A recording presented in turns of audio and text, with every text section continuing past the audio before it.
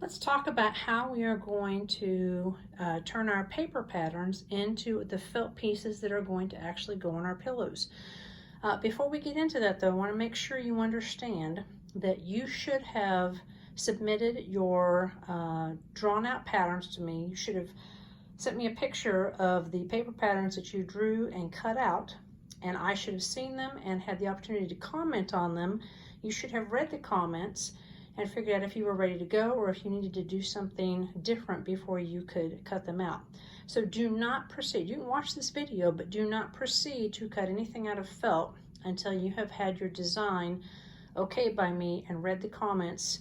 That if you emailed them to me, I would have emailed you back. If you submitted them on Schoology, I would have commented on Schoology.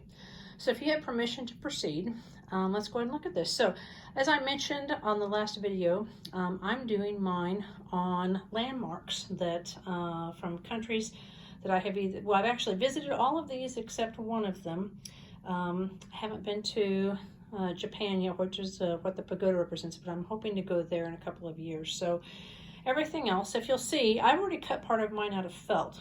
And you'll notice I've got all my felt pieces, like, all my paper pieces. Here was my Greek temple, and you'll see up here, these I've already cut out. As you can see, there was my Eiffel Tower, my little pagoda, my St. Louis Arch, and there was my Mayan temple that you already saw. So I've gone ahead and cut those out so you can see what they look like when they're finished. Notice they are very neat and tidy, clean edges, no fuzzies. The hole in the middle of the Eiffel Tower is cut out.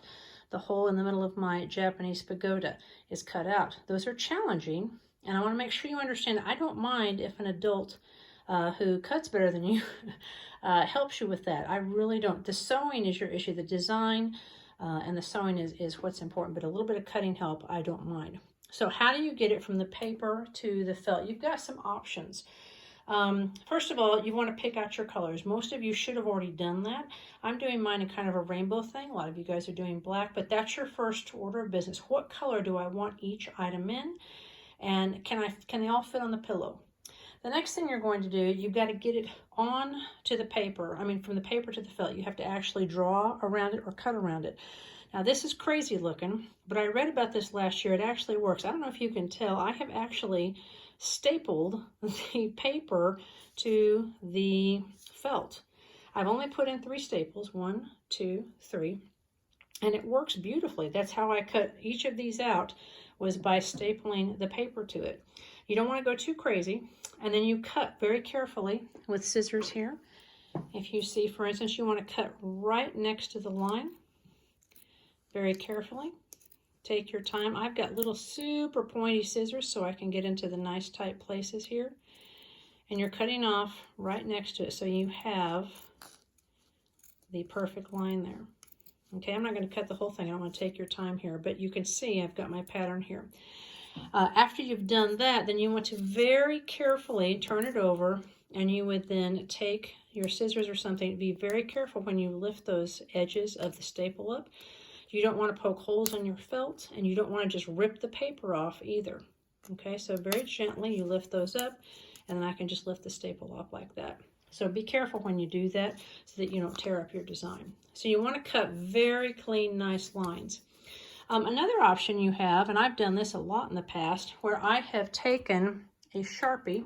The thin line ones work the best. I don't know if you guys have one at home. Some of you may not, but if you've got a thin line Sharpie, this one happens to be black, which of course is the most popular color, the most common color, but it doesn't have to be.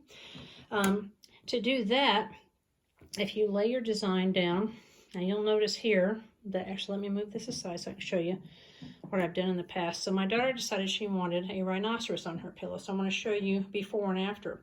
So we laid the paper rhinoceros pattern on here, and we took a Sharpie and we drew very carefully. You can either staple it or pin it on there. And draw very carefully around it. Again, nice smooth lines. Make sure you are very careful. That's why I've told some of you to go back and trim up your patterns so that they're nice and smooth. And then we cut the rhinoceros out. So you can see this is before we cut it out. This is after we cut it out. Another thing you might keep in mind, like you'll notice, it's like, why is that J backwards? And see, it's pinned on. You can see that we chose to pin that one on. If you don't want to see the black line around it, then if you turn what your design upside down, and you draw around it. And like again, this was pinned in place to hold it in place if you don't want to use a staple. Some of you may not have a stapler.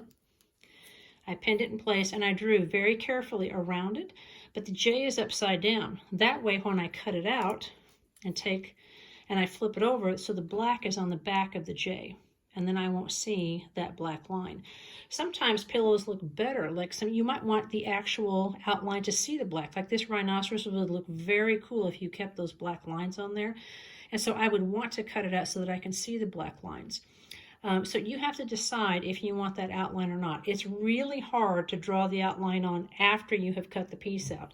So for instance, if I took one of these and decided I wanted black lines around the edges of all of these pieces here, that would be very difficult. I should have done that before I cut them out. So that's a decision you have to make if you're going to use the Sharpie. So again, cut them out nice and neat, and that is your job for the next couple of days. You have options again. You can pin it, like I pinned the J down. And where did my pin go? There we go. You put your letter, your design on there, put a pin in it, and either just hold it in place and cut around it, or you can draw around it, take the paper off, and then cut that design out. You can staple it in place, as you just saw me doing. And again, do not put too many staples in it. Put in just enough to hold it in place. So I stapled a couple of them there, cut out right next to the edge. Very gently take the staples out, take the paper off, and you'll have your designs. Or if you're really feeling confident, you could just take one of your designs. For instance, I'm going to do the Sydney Opera House. And if you think you're good enough, or you have somebody that wants to help you, I could just hold it in place and draw around it. That's going to be much harder though, especially some of the things you're doing that are smaller. Okay, so see, it's a pretty light line there, but you can also do that and draw around it and then take the paper off. But I would recommend attaching it somehow to the felt. So your job, you've got Thursday and Friday to do this. So by Monday, actually you have the weekend too, by Monday, you need to have everything cut out of felt. Nice, neat, crisp edges in the colors that you want and ready to go. Do not sew anything, do not do anything else to it, but what you need to send to me is a picture of these things laid on your pillow. You are not doing anything but laying them on. See, this is not attached. So lay them on the pillow the way you think you want. We'll discuss it. One other thing I might mention, and I'll bring this up again later, when you're planning your design, you don't want anything to touch the edge of your pillow like that. It should be at least a ½ inch to 1 inch away from the edge of the pillow. If it's touching the edge of the pillow when you sew it, when you sew your pillow together, it will get sucked into the side of your pillow and you won't be able to see the bottom of the design. All right, so keep that in mind when you are laying things out. So that's what I need to see from you. A picture of all of your items cut beautifully out of felt and laid on your pillow so that we can see if there's anything else you need to take care of. Please email me if you have any questions, and good luck.